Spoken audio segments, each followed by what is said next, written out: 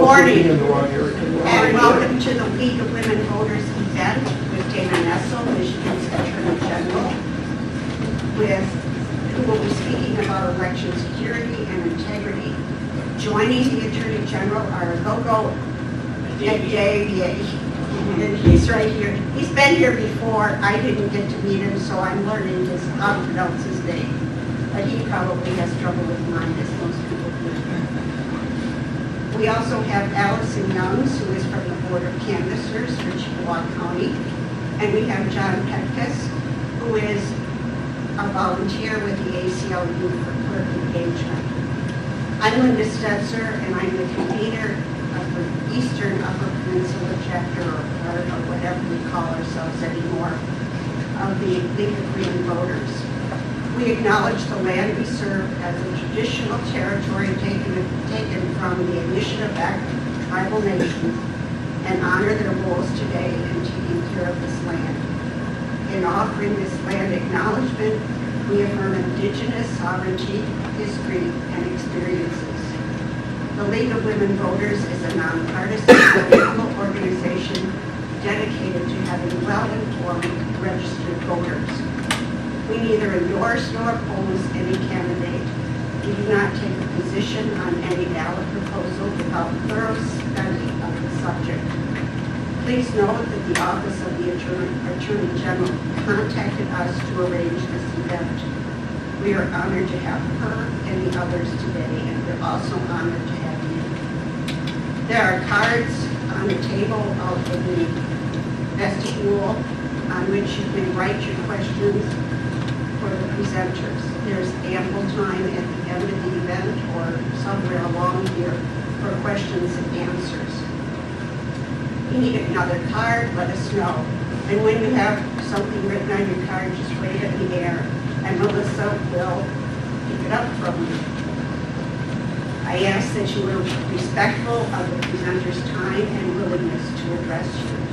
Now it's my honor to introduce you to Gogo Edevbie, who is going to speak about us. He was born from Nigerian immigrants. Gogo grew up enjoying a level of democracy that his parents could only dream of. That appreciation of his rights as a U.S. citizen, especially the right to vote, has infused the work of a longtime Detroit voting rights activist and lawyer. A graduate of the University of Michigan Law School, Edevbie has played a crucial role for more than a decade in protecting voters through his advocacy for ballot drop boxes, early voting, and protections for election workers. For 3 years, he served as a Michigan State Director for All Voting is Local, a nonpartisan voting rights organization. As Deputy Secretary of State, Edevbie will lead the development and implementation of the administration's election policy. He will also work on outreach and education through engagement with state and local elected officials, as well as supporting clerks and community organizations and leaders. And now we have Gogo.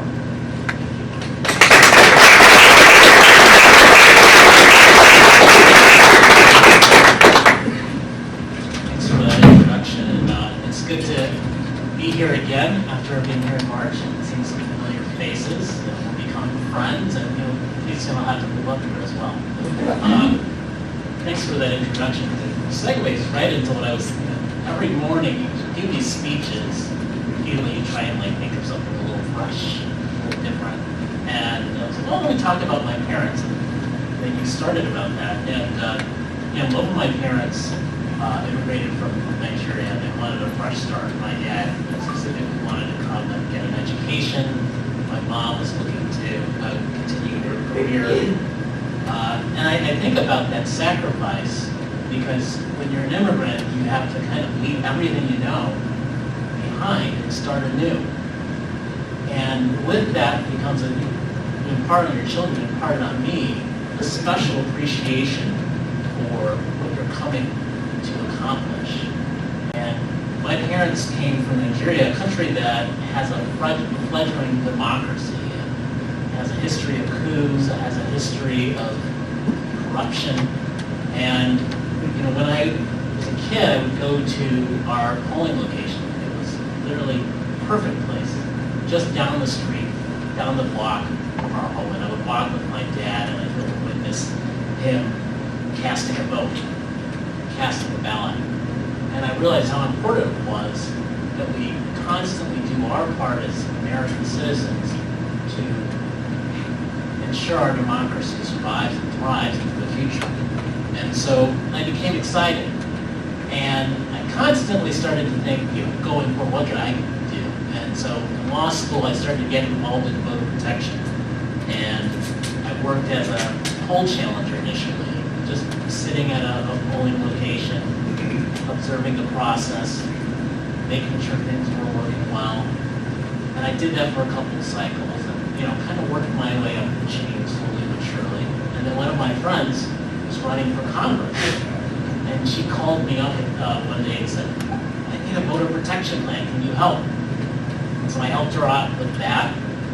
And then in 2020, I think as many of us were thinking, I was thinking, what could I do to contribute to our democracy? And I just so happened to see a job posting for this job with All Voting is Local as Michigan State Director. I wasn't necessarily thinking about that, but looking at the job description, thinking about the moment, I leapt at it. And then the pandemic happened, and I had to kind of rewrite things on our strategic planning. And we focused on putting in places, drop boxes, setting up MichiganDropbox.com so people could find their drop boxes. And then after the election and all that craziness and all the challenges that we still face as a result of that election, I decided that we needed to start talking about some more foreign policy choices. And we wrote a number of white papers on drop boxes, early voting, pre-processing, absentee ballots, more funding for clerks. And ultimately, that resulted in a proposal to ballot initiative that passed 60% of the vote in 2022. And so afterwards, I thought, great, we passed this amendment, we're all good, and then Jocelyn Benson called me up and said, do you want to help implement it? And so in my time here as a Deputy Secretary of State, I've been very focused on implementing Proposal 2 with 9 days of in-person early voting, because we know that people have different ways of casting the ballot that's comfortable for them. In 2020, we had 60% of the electorate vote absentee. But we have to remember 40% still in a pandemic wanted to vote in person on election day. And they didn't have an option to vote before election day. So early voting is for those people. And we're doing it in a way that's secure because we have developed a new poll book technology where it's connected in real time so that we have a constant list of voters in these poll books at every single early vote site across the state that updates. And when you go and vote, it checks you off the list, and it doesn't allow you to go to another polling location to potentially vote again. Of course, that's against the law, and we'll just never even try it, but if you do, we'll catch you. And so, with that poll book, we're really confident in the security of early voting. We also worked really hard with the legislature to secure $30 million in early vote funding. It's the first time in 30 years that the legislature has taken a proactive step to support funding at the local level. So we're really proud that we're not putting the burden on local communities around the state.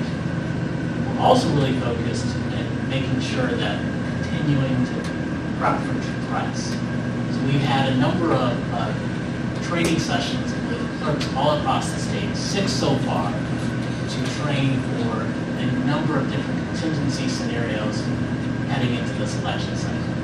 We've also secured a lot of different resources from the federal government to ensure that when we have this election in November, which is going to be a very crucial one, and I hope everyone here participates and encourages people in your own networks, regardless of partisanship, to get out there and vote. Because ultimately, if we do this together, we'll be a stronger country, regardless of whoever gets elected.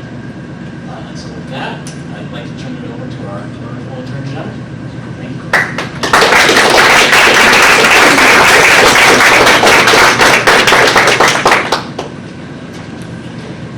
Well, thanks to GoGo for those remarks, and for giving us some insight about things that are happening at the department, the Michigan Department of State. I'll try to walk up here, but I don't think this cord's going to carry me.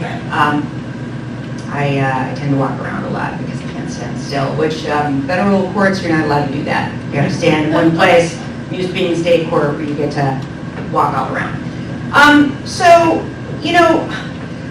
This is a very unique and interesting time in American democracy. I think we can all concede that, and we recognize it.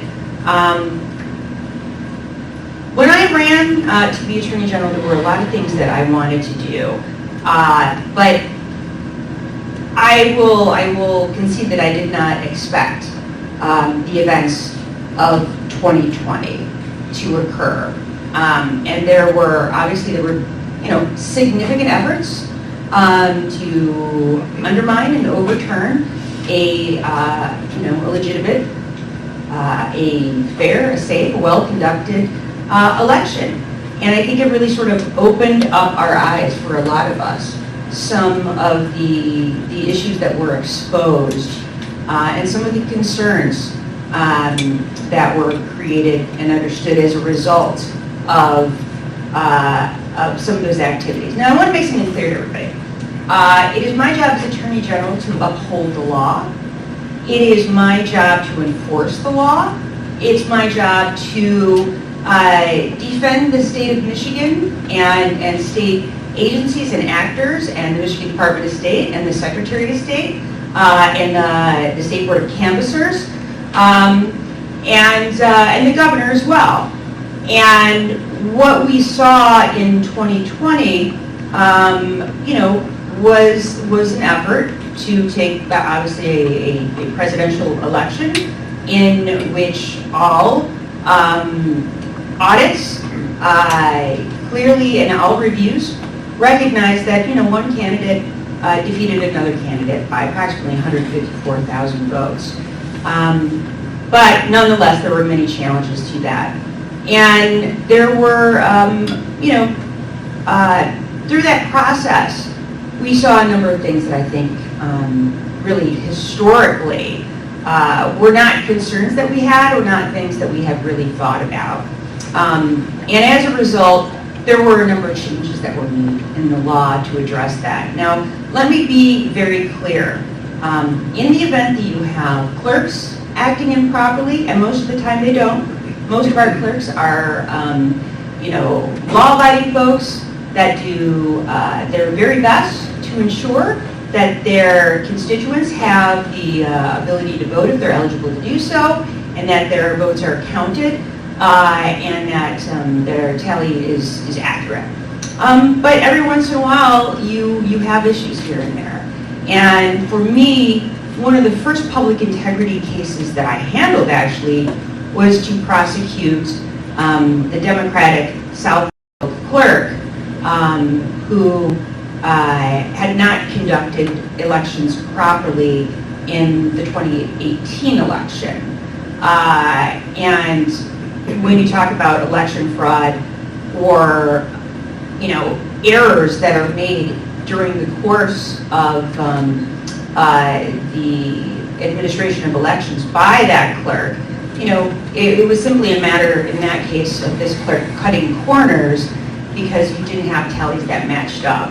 And so her disregarding over 100 votes as a result of that, not with the intention of having one particular candidate win over another, but with the intention of making her cruise that was leaving the next morning and not wanting to spend additional time to make sure that all the numbers matched up the way they were supposed to. But what we learned through that process is this: that was immediately an error that was reviewed and was reported by the Oakland County Clerk, because we have so many layers of review. So when you had errors at the city level, it was immediately caught by the county level and reported to MDOS, and then eventually referred to our office for investigation. And she was prosecuted, she was convicted of a felony, she was removed from office. That happens on rare occasions. But when it does happen, I guess what I'm saying is, we have so many mechanisms in the law to review when there are errors, that those errors are caught. And again, we hold people accountable for that. And unfortunately, we have had a few other cases involving clerks where we had to prosecute. There's a Flint Township clerk that's no longer in office. There is an Adams Township clerk in Hillsdale that's currently being prosecuted.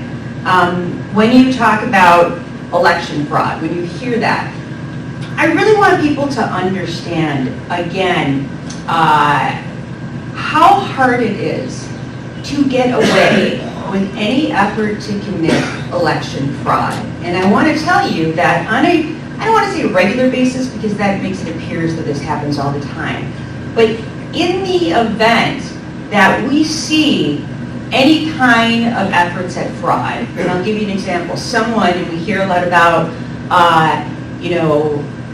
mass numbers of people who are unlawfully applying for an absentee ballot using someone else's information. Well, we don't see that in mass numbers. We do, however, see it occasionally. But the good news is we catch it when it occurs, and then we take action. It gets referred to our department and we prosecute. We have a handful of those cases that we're prosecuting right now. We have instances where people try to vote twice. When I say that, I mean they vote absentee, but then they show up to vote live at the polls. But again, there are mechanisms in place to very easily catch that when it occurs, and when it does, we prosecute those people. And I bring this to your attention because we hear overwhelmingly misinformation, disinformation, that election fraud is overtaking our system. We can't trust our system. And I guess I'm just here to tell you that nothing could be further from the truth. And if anything, what we learned from the 2020 election and the 250 audits that were done is just how accurate that election really was. As much as there was, again, a lot of misinformation that came out of that, I think the good news was it made us understand really how great our elections are in the state of Michigan, and of course the fact that you have a system. This is not, a system that there's online where there is just one particular router that handles every single ballot. I mean, you have something that is dispersed amongst over 1,600 clerks in the state of Michigan, where we continue to use paper ballots, which makes it very, very easy for us to then review, analyze, do a recount if one is requested of any election, and to know exactly how many people voted for what candidate. And so it gives me great hope that people will understand this process, that if you have questions or concerns about the process, what I recommend is this: get trained and become a poll worker. Understand the process. And once you do, any questions or concerns that you have about the process really are eliminated. Because what I see time and time again is when it occurs, people are like, oh, well, I get it now. Wow, there's a lot of checks and balances in place. This system of administrating elections in Michigan is very safe and very secure and very trustworthy. And I'm glad that League of Women Voters is having events like this, because I think it's important to get that message across and also to answer any questions that anyone has and address any concerns. I will say this, and this is something that our office is very, very focused on, and that's this: protecting election workers. Our system of democracy does not work if we don't have all the amazing people out there that are willing to serve as clerks, And as poll workers, and you know, so many volunteers that step forward from their communities to say, I want to help administrate democracy in my community. But if people are afraid, they're not going to do that. And so I want the message loud and clear to be this. You know, the legislature has enhanced penalties when it comes to anybody who threatens an election official or tries to interrupt their work. And in the event that that occurs, we will prosecute to the fullest extent of the law, because nothing could be more important in terms of protecting democracy than protecting those that administer elections that allow us to have a democracy in the first place. I do want, you know, we have some notable cases that have been coming through the courts lately. We have the Wool and Berkman case that you may be familiar with, the robocalling case from 2020. It's taken us a while because it's gone all the way to the Supreme Court, Michigan Supreme Court, and down before it's gone to trial. But it's basically efforts to deceive people and, you know, as a result, to deter a person from voting based on a falsehood. And the Supreme Court has confirmed that's illegal. And so people should not engage in that behavior. The legislature just passed some laws making it illegal to use artificial intelligence to deceive people. And that's incredibly important. We have a case, we just had a bind over in Macomb County involving a case where you'll recall there were a group of people who were acting as petition signature gatherers and coordinating those efforts and using fraud to do it. And as a result, 5 Republican gubernatorial candidates didn't make the ballot because of that fraud. And, you know, it was caught, of course, by the Bureau of Elections. And those people are being prosecuted with a 20-year offense, conducting a criminal enterprise. So on one hand, yeah, it's tragic whenever you see fraud occur. However, it was quickly caught by the Bureau of Elections and the Michigan Department of State, and then it was brought to our attention. And, you know, those people are probably heading to prison. So I guess what I'm saying is this, you know, I relate our elections in some ways to the crime of bank robbery. And here's why I say that. You know, yes, there are times, not all the time, but on occasion, there are people who are stupid enough to try to rob a bank. However, banks are smart enough that they have so many systems of security in place, right? Surveillance, and alarm systems, and that exploding dye bag that they put into cash so that you always get caught because you end up with that red dye all over your hands, and a million other things that, you know, it doesn't occur very often, but when people try to rob banks, we catch them almost all the time because there's so many protections in place for that. But we don't say, well, I guess we can't have banks anymore because once in a while people try to rob them. No, we make banks as safe as possible, and they are safe institutions. And I would say that about voting and about our democracy as well. We have so many layers of protection built in that we can absolutely 100% trust our elections, even if there are those that sometimes trying to disrupt or undermine our elections. But when they do, they are caught and they are held accountable. So with that, I will pass the mic along, and I'm excited to take any questions that you have later. So thanks so much.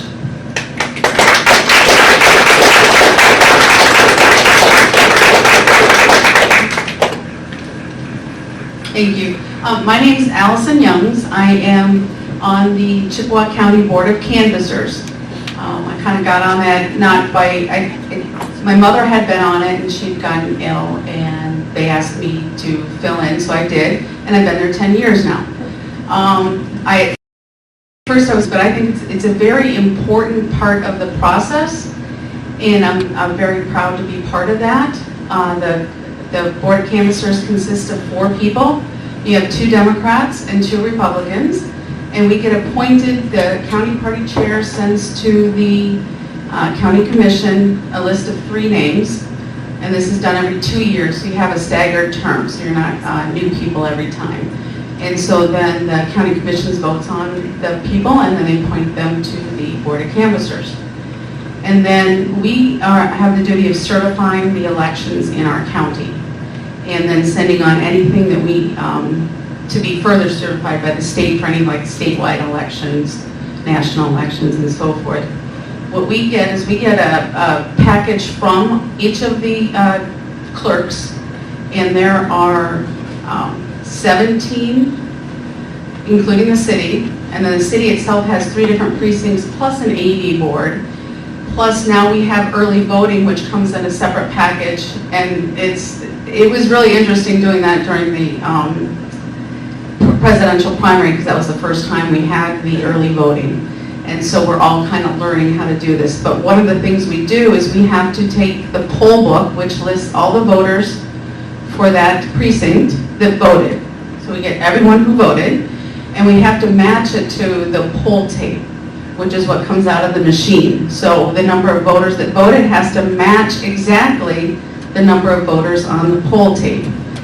And then we have to look at if there's any discrepancies, like say there might be, this last time we had one township where they were off by 2.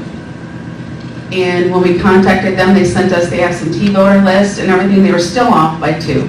So we ended up having to bring them in because we need to figure out why are they off by 2.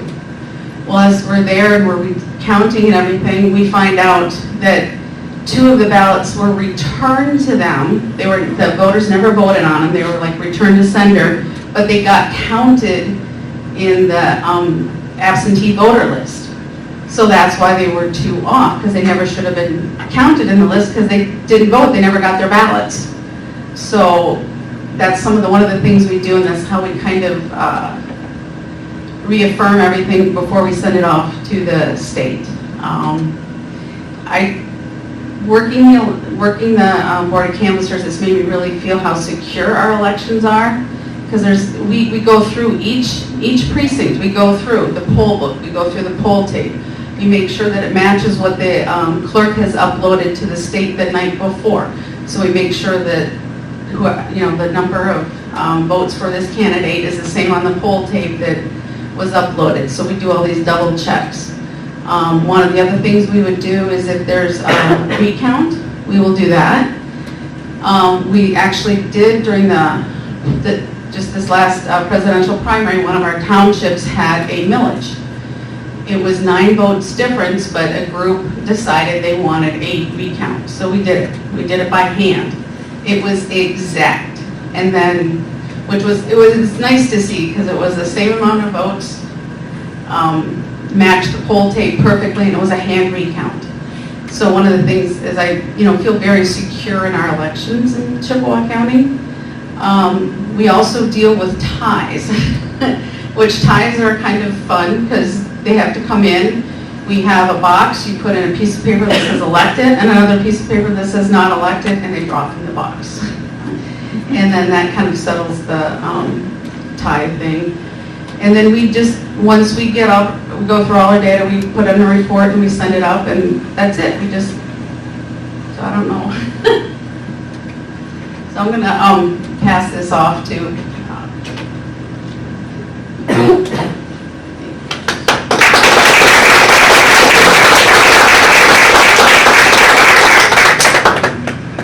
Good morning, everybody. My name is John Petkus, and I do all kinds of crazy stuff. But one thing that I've been running here for is to speak to my volunteering with the ACLU of Michigan. Just so you guys have a little introduction to me, I actually was born in a trailer park in Kinross. So I'm a local boy. My mom's in Nelson from Petkus, so everybody's like, oh, no. I graduated from law school in 2011 and then moved back up here. And I've been been volunteering with a number of different organizations, specifically focused on election protection, election work. My role on election day is to drive a lot and to travel to as many precincts as I can in Chippewa County, Mackinac County, and Moose County. As a poll challenger, I check every machine, I check all the tapes, and then I go to the board of canvassers and watch Allison and the great work that she does there. And that role is not because I have any doubt whatsoever in our elections. That role is simply as a final check. Those who know me well know that I'm a fan of history. And I have an uncle that sends me every morning, this day in history, this is what happened. And usually I go, thanks Uncle Arnie, and I put it in the trash bin, and I read it, and then I look at it. But today, I was looking at that email. And 809 years ago today, does anybody have any idea what happened 809 years ago today? It was the first time when a moiety of British nobility took the king and they said, hey, you're not the sovereign anymore. You need to sign something known as the Magna Carta. And it began what we think of as laws. We think of as written laws. Now, at that time, the British nobility, they obviously didn't represent us. They look very different from we the people. In fact, most of the people in this room probably wouldn't even have the moxie to get the king to listen to them. But it started there. And so I think it's important, and I had the honor of being the last speaker today, and so I've been putting a lot of thought into what sort of things do I want to say. And I cannot add anything that has not already been said by these wonderful presenters and these people that are working every single day to make sure our elections are safe, make sure they're secure, and make sure that the will of the American people is established and upheld. But what I can say is this, is that when we look at government, when we look at who we elect, who we count on, and who we guarantee, it's us. It's us. It's every person in this room. We are responsible for the government that we have. And we are responsible for making sure that the government that we have represents our needs, represents our wants, our desires. And so, I'm just a small cog in the wheel of elections. I'm really not someone that says, hey, I have authority, but I can tell you for sure that when you're looking at local people, and you're looking at the people that care about the elections, and the people that put in the time, and the effort, and the energy, it's not some nefarious group of people that are trying to make decisions for you. It's you. It's the people. So thank you all very much. Thank you for having us. Thank you to the league. And I'm actually going to pass the microphone. Thank you.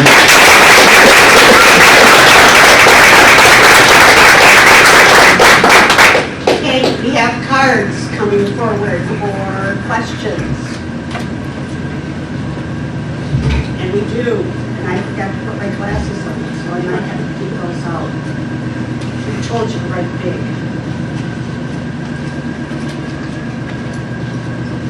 Okay, to all of the presenters, in your opinion, what is the biggest threat to election security? Disinformation. If you want to come up here, all of you will. Do we maybe want to make a line of chairs, a line of like 5 chairs? Oh, that would be great. Yeah. I can get this up. I should have done this before. Oh, no, I can't. What if there's people that goes out to the mistake? Oh, wonderful.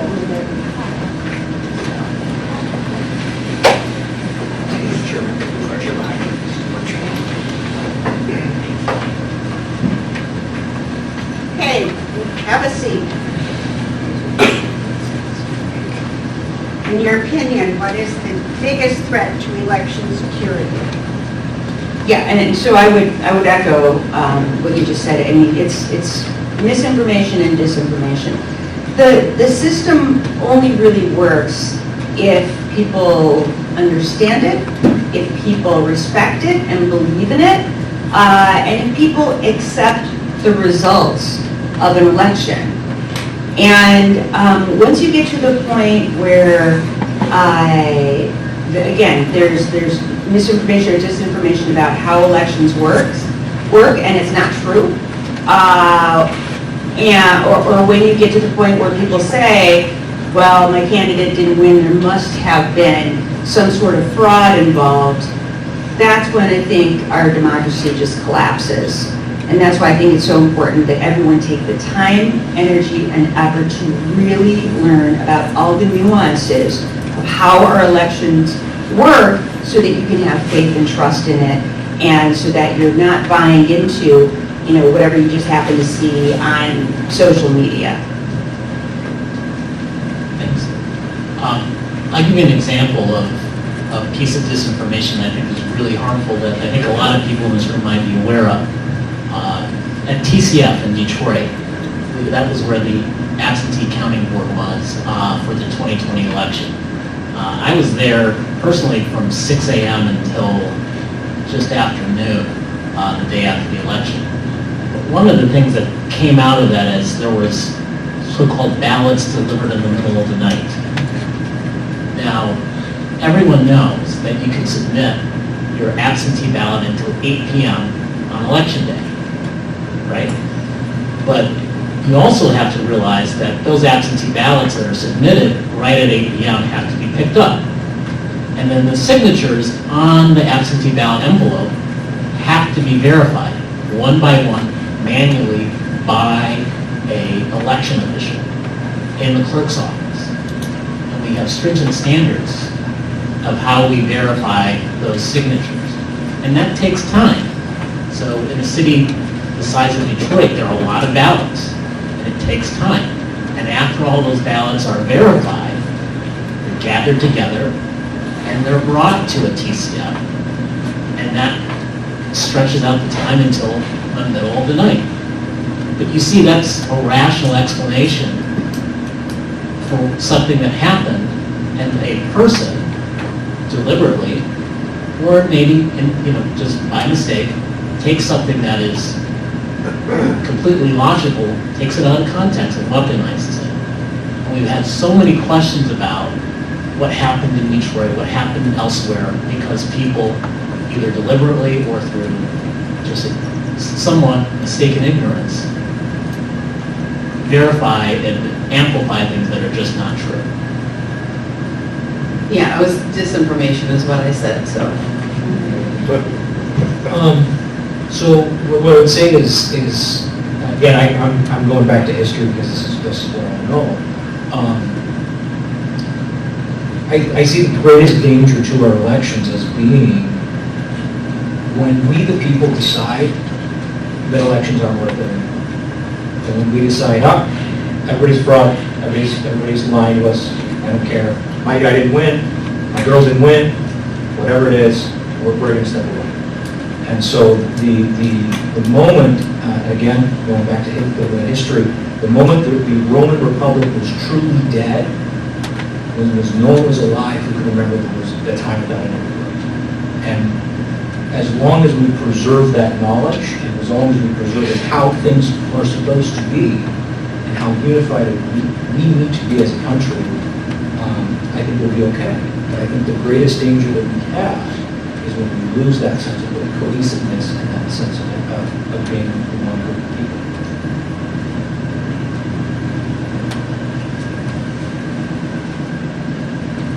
Next question is, what is the new rule regarding recounts?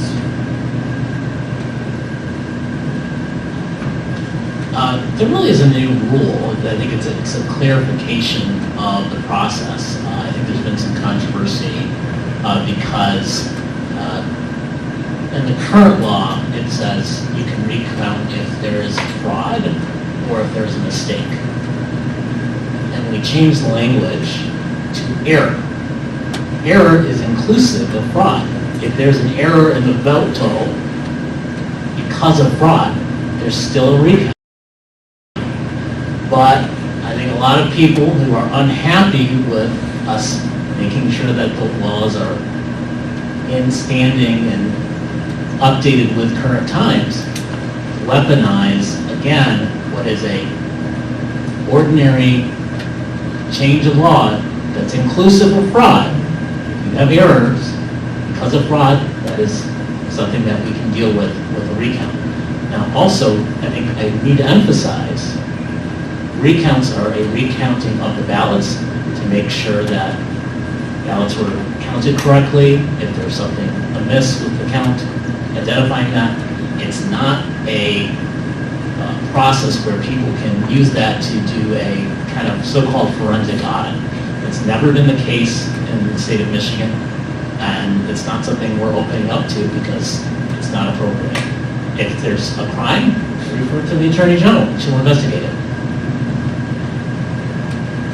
Anyone else? Thank you, that's something as a league member I did not know. Next question, can the state give more financial support to local clerks for training and recruiting election workers? It's a question from the secretary. I knew this was going to happen, so I'm prepared. Well, yeah, I mean, we put out a budget ask last year for about $167 million.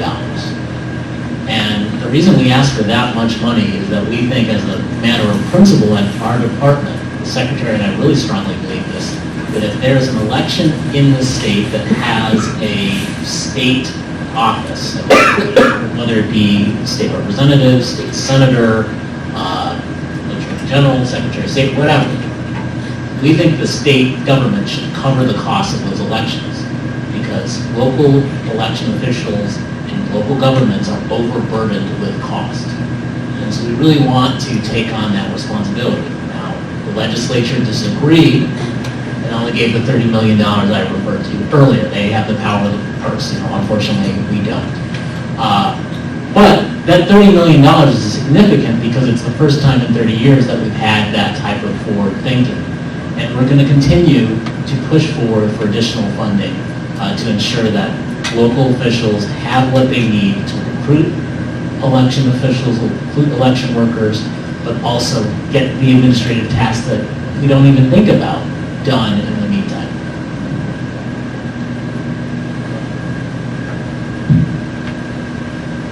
Thank you for that. Next question is, what is the most annoying or difficult difficult part of prosecution? Sounds like you're... Yeah, I have very specific thoughts about this. And by the way, this is not just as it pertains to any of the election cases that we've been prosecuting. This is just the judicial system as a whole right now, is that everything takes forever. And I think it's detrimental in a variety of ways. Let's go outside election law violations and talk about just your regular, criminal sexual conduct cases or armed robbery cases or home invasion cases. When you are a victim of a crime and instead of the case being resolved in 6 months or 9 months or a year, you have to go back to court, dozens of times, and the case keeps getting adjourned, and then it goes up on appeal, and then that takes some time, and then it comes back, and before you actually go to trial, you've already been to court, a dozen or more times, having to take off work, for instance, in many of those occasions, and also just sort of the anxiety that comes with every time there's a court appearance. I mean, it becomes difficult to prosecute those cases because you have witnesses and victims that are less cooperative, or sometimes they just move, or memories fade, or people die. I mean, things happen when you stretch the process out too long. And that's been happening more and more. Part of it had to do with COVID, but we're past that now, and it just seems like, when defense attorneys try to adjourn matters that courts are just more receptive to it than they've ever been, certainly not in the way that in my younger years as a prosecutor I was used to seeing. And I think it does, in many ways, it interferes with the administration of justice. Now, when it comes to the election cases, I think this is even more problematic, because if you have someone who at an election 4 years ago is alleged to have committed a crime in an effort to try to undermine an election, and 4 years have gone by and there's still not been any accountability, the whole point is deterrence. You want to deter people who have committed crimes from committing future crimes, and you also want to deter other people. You want other people to look at what they did and say, well, I don't want to do that. Those people went to jail. Those people went to prison. But when it's been year after year after year, and there has been a lot of progress in some of those cases, I think that the deterrence value is minimized. And there has been some frustration on my part. And like I said, I talked about the false petition signature cases where you had this, this group of people who held themselves out as experts in collecting signatures. And what did they do? They submitted, thousands of signatures that were flagrantly fraudulent. And when I say that, I mean man, some of these folks, they weren't even trying. It was so clear. You'd see sheet after sheet, the exact same handwriting, right? You'd have people's names that were spelled wrong. I mean, all these people spelled their own names wrong? Or you'd have what we call round tabling, where you'd have, obviously somebody had the voter list for a particular community, and you'd see for, let's say, that county, the same 4 cities over and over again, and the same handwriting for each of those cities. And I mean, it was some ridiculous stuff, but we charged it over a year ago. We just got it bound over a few days ago, and we worked as hard to be as expeditious as possible. But again, what happened in the interim? We had more signature petition fraud. Look what just happened, right? We just had people that didn't make the ballot again because you had the same sort of activity occurring. And again, there's no fraud to the extent that, those people that had too many fraudulent signatures and didn't have enough valid signatures, they really didn't make the ballot. But one would argue, right, that caused a lot of harm to them and also to the voters who now don't have an opportunity to vote for them. We can make a lot of statements about, maybe they should have been more careful, maybe they should have reviewed them a little bit. If you're running for an important position, maybe you take the time to review those signatures or put somebody that you know is very trustworthy in place to do that, who has a track record of that. But irrespective, my point is, maybe if we had made more progress on the 2022 case, we wouldn't have had that happen in 2024, right? Because people would have been like, oh my God, those people went to prison. I don't want that to happen to me. But instead, they were like, I remember something about somebody being charged, but that's it, because the case is still stuck going through. So I would say that's my biggest concern. Candidly, is sometimes it takes time to investigate these cases. I mean, they're not solved overnight oftentimes, and it takes a lot of gumshoeing, to go out. You got to interview. I mean, in some cases it's obvious, that person is dead. They didn't sign. This is not their signature because they've been dead for 2 years. So, I mean, sometimes less hard, but other times, you got to go out, right? You got to find all those people and say, is this your signature? Did you sign this? And have them say, no, that's not me. I didn't sign for that. So, it can take time to investigate, but then I wish that we could get some of these election cases prosecuted to their disposition a little bit quicker, because I think the messaging would be better. And I will say this other thing, and this is related to prosecution, is I am sort of aghast at the number of attorneys that have either been criminally charged and bound over to trial, either indicted by a grand jury or bound over by a judge where there was probable cause to believe that these attorneys committed crimes, or in other cases, were heavily sanctioned by a court, and those sanctions were upheld by the United States Supreme Court, and yet no action at all from the Attorney Grievance Commission. Those people are free to go about continuing to practice law, even though they've been found to be practicing law in a way that is in some instances actually illegal, or in other instances, those same individuals have decided to run for, I don't know, the Michigan Supreme Court.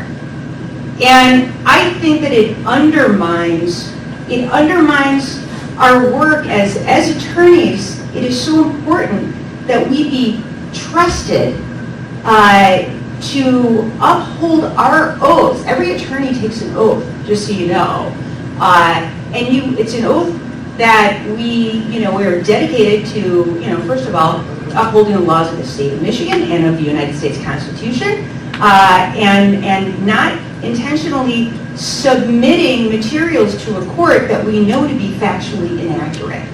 That is an oath that we take, and for attorneys that violate that oath, I think it's really important, again, that they not be permitted to practice law anymore. And yet we've not seen that happen in a single instance in the state of Michigan, even when those people have been indicted by grand juries or bound over for trial on, their work as attorneys related to an election. So that's a really long answer, sorry, but I have a lot of thoughts on it. Does anyone else have thoughts on that? Sort of summed that up quite well, thank you. I also like the analysis or the analogy of the bank, because I come from a banking family. Okay, here's a question I hadn't thought of. What is a voter protection plan, and what does it entail? And Gogo, I bet you this is going to be yours. Well, I think it depends on your circumstances. So obviously, if you're a candidate and you have a voter protection plan, you might want to make sure that the precincts that you feel like are especially important for your path to victory, that there are enough ballots there, that they're fully staffed, that they're fully following the rules, and you also have a list of places that you're going to check. If you're the Secretary of State's office, our voter protection plan is a lot bigger because we're looking at 1,600 clerks across the state of Michigan. We're looking at millions of voters. We're looking at different processes. And so one of the things that we're developing this year is a great communication channel from our 1,600 clerks directly to the Bureau of Elections. The Bureau of Elections is headed by a Director of Elections, Jonathan Brader, who's 10 times smarter than I am, which is good. And he and his team really administer the election. But when I started, we were at 45 people in that area of the department. We're now up to about 75. But when you take a look at that in comparison to the need, obviously we'd like to have some more people. So we have to streamline things so that clerks who have questions on election day can get quickly in touch with the Bureau to be able to have their questions answered. We also work proactively within our plan to train clerks for different scenarios. We also have a lot of communication with a number of different organizations like the League of Women Voters, Promote the Vote, whoever, to make sure that if they see something, they can get in touch with somebody on our team so that they can point it out and we can address it. So a voter protection plan, like in summary, is really just a way for us to ensure that when problems come up, that we can quickly identify them and rectify the issue in real time, very close to real time. You want to say something? Sure, go for it. From a law enforcement perspective, we also work with all the clerks, and of course with MDOS. But in addition, we work with local law enforcement, we work with the county sheriffs, we work with Michigan State Police, and also with federal authorities. And we do that to, first of all, identify any threats that are out there. and to make sure that we're coordinating so that, firstly, for every law enforcement official in the state, we send out a memo that's basically like, here are, basically here are all the election laws that we think will be applicable to a situation that may arise, whether you're talking about at the polls, at a clerk's office, at the counting boards. And here's our recommendation for how to handle that. It's also us making sure that we, have this, 24-hour hotline that we are available and accessible so that the second there are any kinds of concerns, boom, we can work with the Department of State and with all those other partners to address that. And more than anything, right, we want to make sure that whether you're an election worker or whether you're a voter, that you are safe and that there's no threats, there's no intimidation in the process, and that, we can go about the business of conducting our democratic elections without people being in fear. I think that was done very successfully for the most part, in 2020 and in 2022. And I'm hopeful and expect to see the same thing in 2024. But again, let me just say this, because I want to make it just crystal clear to everyone. When it comes to your clerks or any other government officials, you can disagree with them. You could say, I don't like the job you're doing. You can say, I'm gonna run against you because I don't like the work that you're doing, or I'm gonna recruit somebody else to run against you and I'm gonna vote for them. These are all totally permissible things under the First Amendment. But you know what you can't do? You can't threaten to kill that clerk or their family members. You can't threaten physical bodily harm to election workers. And I want to make it, again, very clear, if you do that, you will be prosecuted, and you will be prosecuted to the fullest extent of the law. And so when you talk about a voter, protection plan, part of that plan, again, is protecting voters and protecting election workers, and we are going to make sure that we are doing that in Michigan in 2024. Thank you. John, do you have anything to say on that? Allison? Well, I was just going to say that most candidates in both the major political parties have voter protection teams. So if you feel comfortable calling to your local county party, they will help you on election day if there's something amiss. You see signs too close to the door. You have a problem with your being able to cast your ballot. The parties also have people out there to help you. So. Actually, I lied. I do have something that, if you prefer to, there's a nonpartisan call number from the ACLU sponsors as well. If you have questions on election day, if you're concerned about, hey, I went up to the vote to election day and there was a sign in the, is this okay? I didn't feel safe, anything like that. And if you don't feel comfortable, obviously both parties have that as well. But if you say, hey, I don't want to talk about the parties, I just want to go for the nonpartisan route, there is a 1-800 number to call. And the number is 866-OUR-VOTE. The League of Women Voters also has a number, and I don't know what it is, but we do follow all of that, and you can report to us. We also have people there at polling places usually, because the hours are so very, very long, but we have people there who are watching what is going on. Next question. How can the state of Michigan work with the United States Postal Service to keep rural services timely and accurate, especially for elections? This is something that we have talked about for the league, that people have mailed in their ballot on Saturday and it doesn't get there by Tuesday, and hey, guess what? Didn't count. And people are not excited about that at all.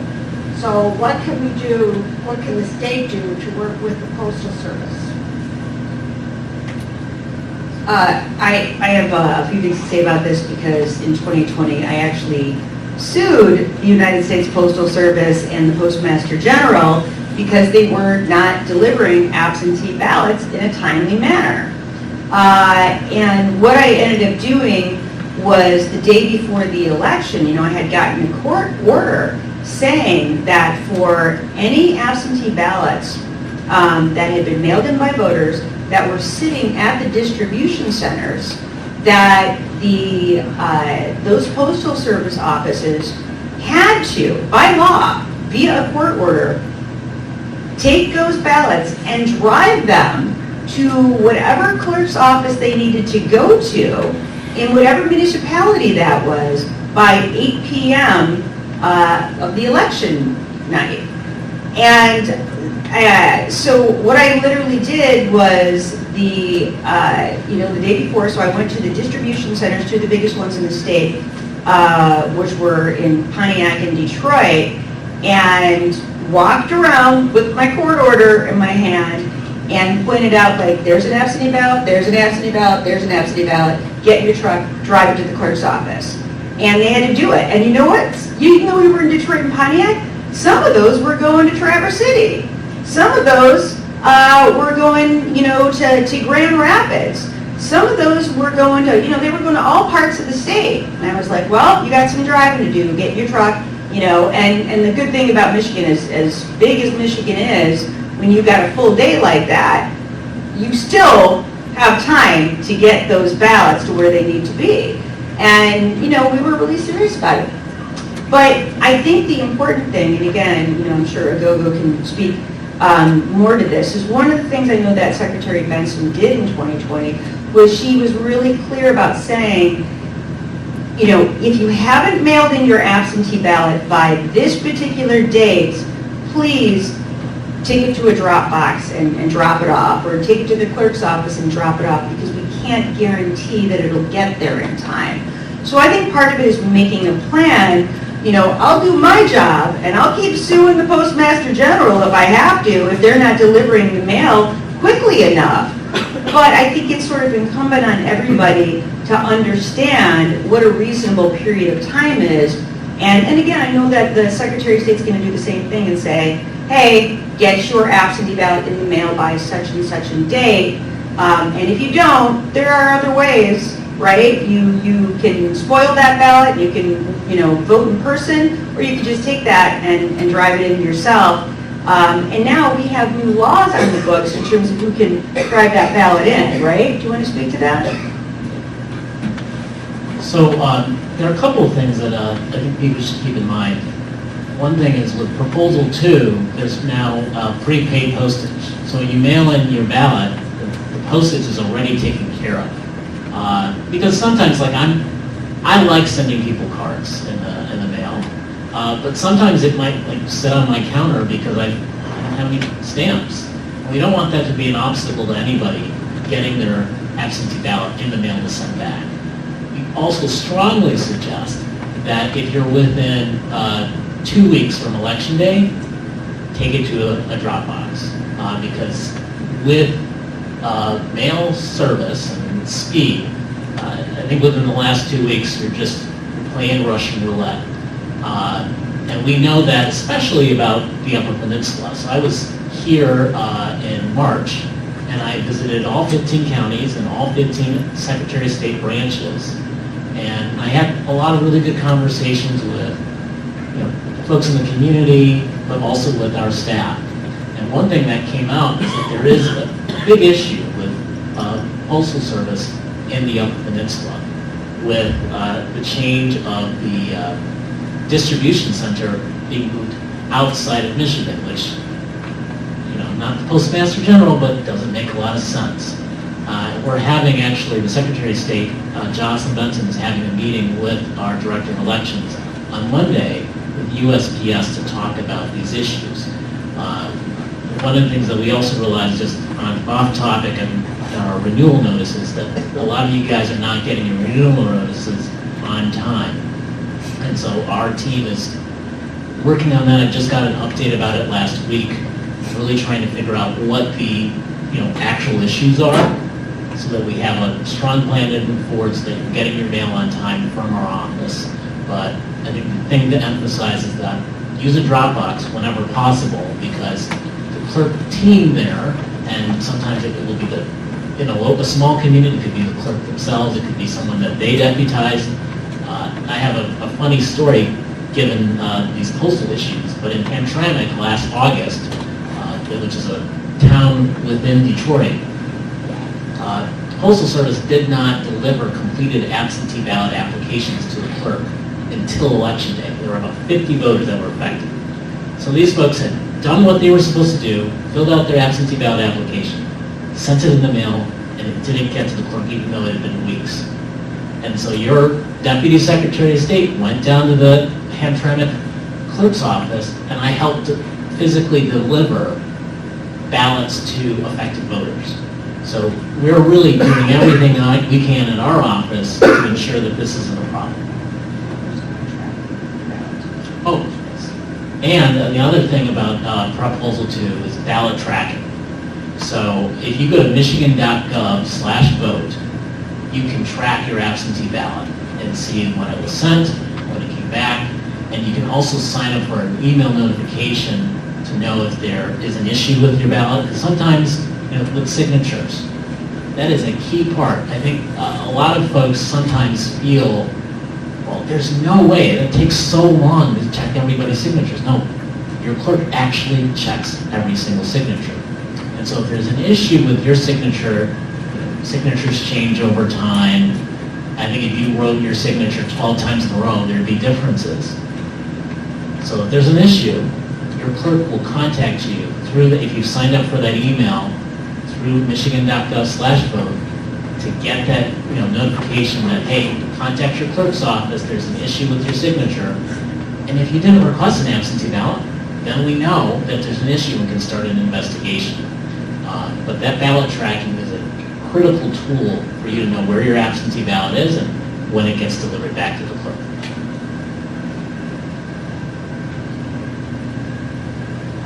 Thank you. Next question, what are we doing to prevent or reduce election interference from international entities such as Russia? So I'll just say this, and it's something for people to be very aware of. When you talk about interference, it's not interference in terms of the actual, voting mechanisms. It's interference in terms of the information that you are going to receive. And it could be information that you're seeing online that is not giving you correct information about how to vote, where to vote, when to vote, or it could be misinformation just about the candidates and the candidates' positions. And that's why, one of the reasons why in Michigan, legislation was passed to address, AI, artificial intelligence related ads, and also deep fake ads. Will it eliminate that from happening? It won't, but at least there'll be some measure of accountability in terms of that. But I think that's why it's so important that people go to only trusted, websites when they're questioning, what's accurate and what's not accurate about the process of voting. So that means going to either the Secretary of State's website or to your local clerk. They're the ones who know. They're the ones that will be able to tell you with 100% accuracy, again, how to vote, when to vote, where to vote, all of that information. And it's really important to disregard stuff like just because you saw it on TikTok doesn't make it true. And it's really important to do your best not to buy into it. And if you hear others that are buying into that, to say, wait a minute, do you know if that's accurate? Check with the local clerk. Check with the Department of State. And only look at information from those trusted actors. But in terms of like election interference, in terms of the processes of election, as we stated earlier, that doesn't happen, and under our very decentralized system, that can't happen. Thanks. The Secretary and the Director of Elections regularly get briefings from the federal government on threats to our election security. So they're always up to date on what's happening that may affect you and everyone in the state. We're also extremely careful with how we protect your information. So there's something called the Qualified Voter File, or QVF. It was originally developed back in 1994 and launched in 1998. And that system is a national standard that we are really proud of. And it ensures that there is a central database of everyone's name so that if there's something wrong, we can instantly detect it. And that, the information from the QVF is downloaded onto something called a poll book, which is what you have at your precinct on election day. And on election day, that poll book is not connected to the internet, tabulator is not connected to the internet, it is fully secure. With early voting, because of that unique process, there is some real-time connectivity. But there's a multi-factor access point. So you can't just, it's not like your email where you just have your username and the password that you may or may not remember, because we've all been there. There's a multi-step process to be able to get access to it. And it always updates constantly, so that we're continuing to ensure that that database is fully secure and up-to-date and reliable. So I really feel confident that we are doing everything we can to stand up against threats from any foreign actor.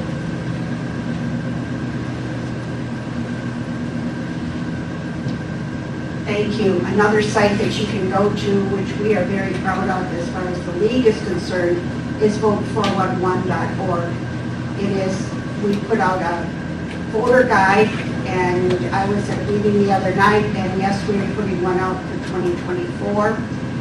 Locally, we publish one that is for local elections for the Tri-County area.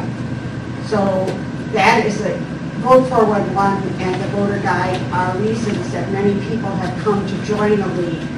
It is also something that, as I go out in different areas in my capacity with the League of Women Voters, I hear people say, it's wonderful. So it's where you get information about the candidates. Each candidate answers the same question, like, is the sky blue? And you get everyone's opinion. It's sort of blue today. So you get those very same things from the Vote 411. Next question. What are your thoughts on nationwide low political efficacy? Do you believe it could be connected to our winner-takes-all voting system as opposed to other voting systems in Europe?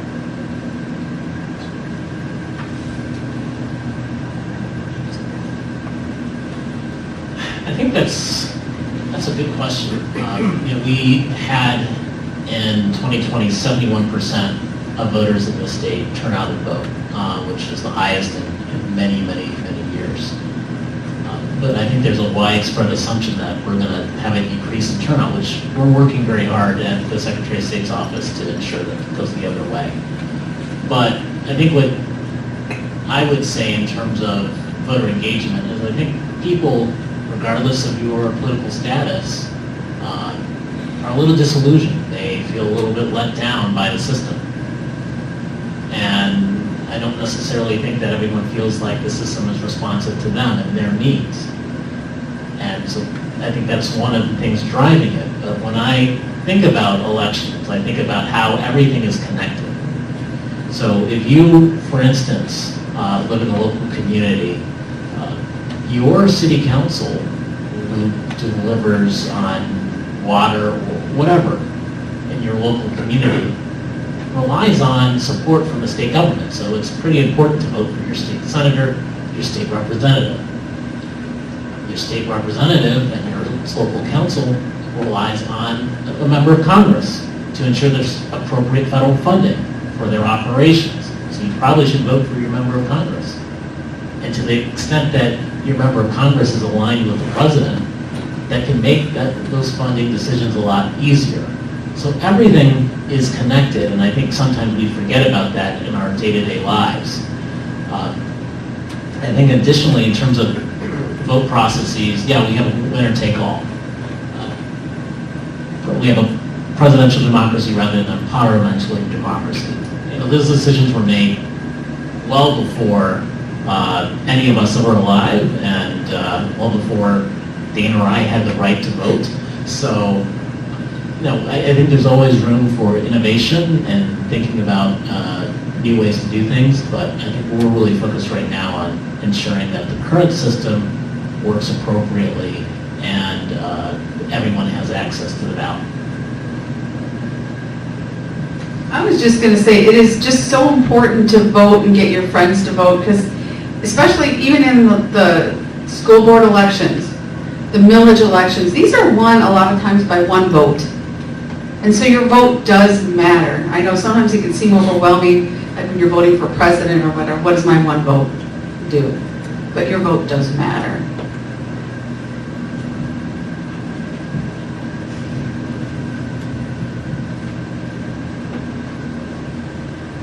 Since I'm a lead member, we are dedicated to people being informed voters. So if anyone here is not registered to vote, see one of us out in the lobby later, because we have voter application forms. Also, one of the new things with the new voter laws is 16-year-olds can pre-register. So when you go to the Secretary of State's office to get your driver's license, they are supposed to ask you if you want to register to vote. And so you do that, or you don't. It's up to you. But then by the time you're 18 or 17 and a half, when you can vote in the next election, you're automatically registered, and it's a relief to us to have that in place. Are there any other questions? Right? People who want to put their hands up. Okay, then I have one final comment. It's not a question, it's a thank you. Thank you all for coming to Sault Ste. Marie, especially Allison. She lives here. And thank you for standing up for the truth and for defending our democracy. And I'm not going to read your name, but it was very nicely put.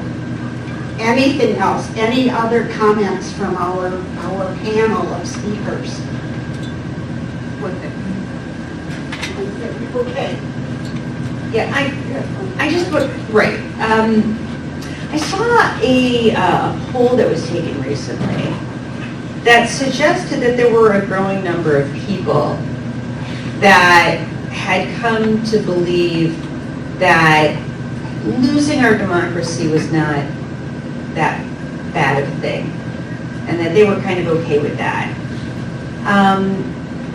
And it was very upsetting and very shocking to me. And I have to say that, you know, I mean, candidly, I've been a political nerd my whole life. On my 18th birthday, I skipped school to go register to vote, which is like about the nerdiest thing that you can possibly do. But I was so excited about it. And then when I got to vote for my first time in the presidential election in college, back in the days when we didn't have all these miraculous new laws, I stood in line for 3.5 hours in the rain to vote for a candidate that I think lost every state in the country but one. But I was so excited. I was so excited to do it because I just get this weird feeling of psychic efficacy from voting. Like, and even though we have absentee ballot voting, which is great, I still vote in person because I just get all excited and I like the I voted sticker, and I just, you know, I just love that feeling that we have in America that so many countries don't have, where we get to dictate our own future at the local level, at the county level, at the state level, and yes, at the federal level as well. And so I just say to everyone, can you imagine what the United States would be like when you don't have that right? I mean, I guess you just don't appreciate the rights that you have until you don't have them anymore. But can you imagine having candidates, elected officials, I should say, at all these different levels, and having someone say to you, too bad, nothing you can do about it, because you no longer have the ability to decide whether they stay in that office or not. I don't think that's something that any of us wants or should want. And I think it's up to all of us to come together and to disabuse people of the notion that that might, under any set of circumstances, be a good thing. And we have all had periods of time, irrespective of whether we're Democrats or Republicans, or we identify as independents or some other party. You know, we've all had times where, like, we weren't thrilled with whoever was in the administration at a particular level. But then we always had the ability to change that. And frequently we did change that, right? So whoever you are, whatever side of the aisle you stand on, whatever party you identify with, you should want the opportunity to be able to make the decisions as to who fulfills these incredibly important roles in each and every one of our lives in countless ways, all day, every day. And that's why it's so important that everyone who is eligible to do so register to vote, that everyone who is eligible actually takes the time to vote. We've made it so easy now, you have to try not to vote at this point. I mean, it goes right to your house, all you gotta do is fill it out, you put it in the mail, you know, I mean, it's just such an easy process.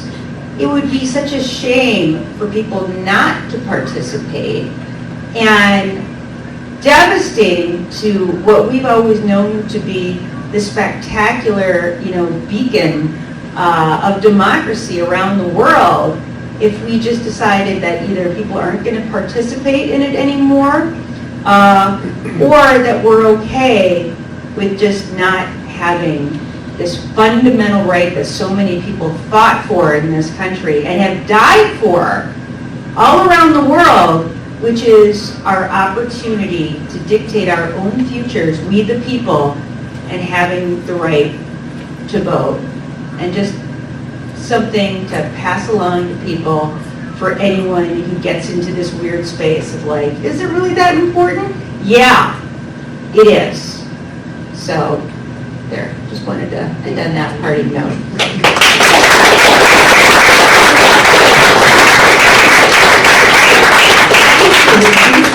Summed up everything I might have said, which wasn't all of that. Anyway, thank you all for coming and participating today. If you want any further information about voting, I think these people are going to be here for 3 months.